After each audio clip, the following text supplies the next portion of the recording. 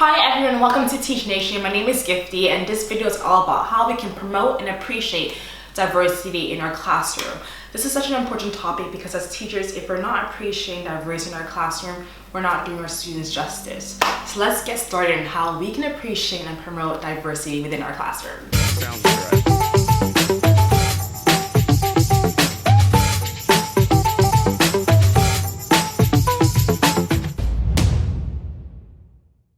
The first thing foremost, it's all about our library.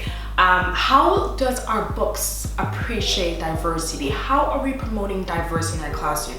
When one of your students or many of your students walk into the library, I believe they should be able to see the library and relate to it on a very personal level. If either one of the books look like them, if one of the books talks about something they are able to appreciate in terms of science or math or English, so and so, your library should match your students' interests.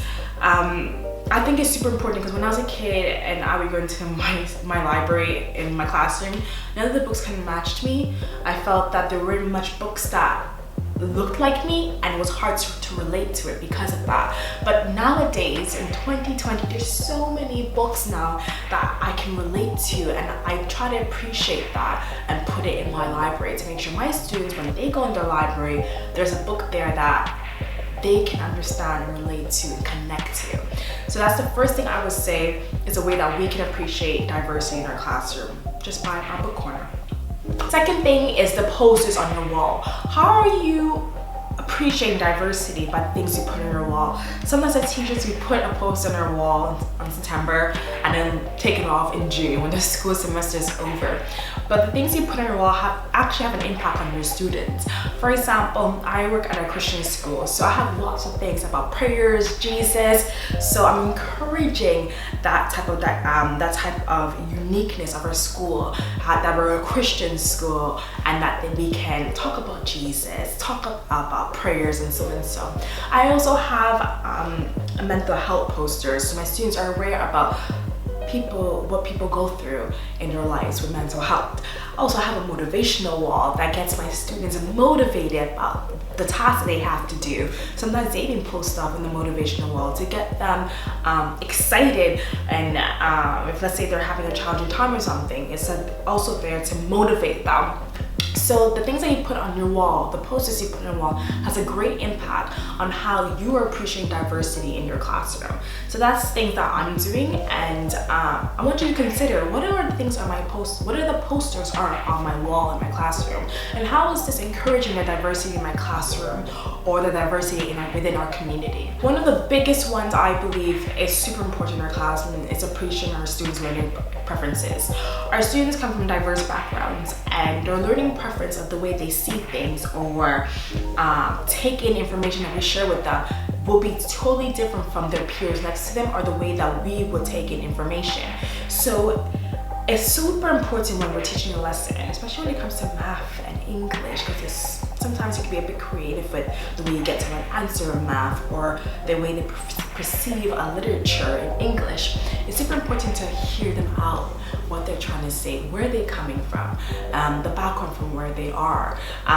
Here in London, because I'm Canadian, I'm from Canada, I moved here to London, my students perceive information differently as me, and if I'm not accepting to the way they perceive their information and their learning preferences of how they see things and understand things, then I'm not doing them justice. So it's super important to understand your students' learning preferences. Some of them would prefer to do oral presentations and to express their knowledge. Some of them we want to do it in writing. Some of them might want to record their information. So it's super important to understand that, their learning preferences. Also, learning preferences can also touch on the way they perceive information, such as, are they kinesthetic learners? Are they visual learners? Do they like to hear things? And you don't need a video to understand a concept. Usually what I do is I try to incorporate all of those in one lesson. It's not always easy. I know as teachers we're super busy, but what you can do to appreciate diversity, trust me, you're doing your students so much justice. Last but not least is multiculturalism. My students come from diverse background. Although we're in London, London is so diverse. For example, I'm from Canada, but I can also relate to Ghana, Ghana. My students come from diverse backgrounds as well. So you can appreciate that by making, let's say, a multiculturalism day, that your students can bring in things and to share with their peers of things that promote where they're coming from. And as you're doing that, you're also like you're exposing your students who are receiving this information to things that they may not know or may know about, which opens their mind to appreciate diversity within their classroom and outside their classroom as well. So that's one way you can promote diversity. These are different ways you can promote diversity in your classroom.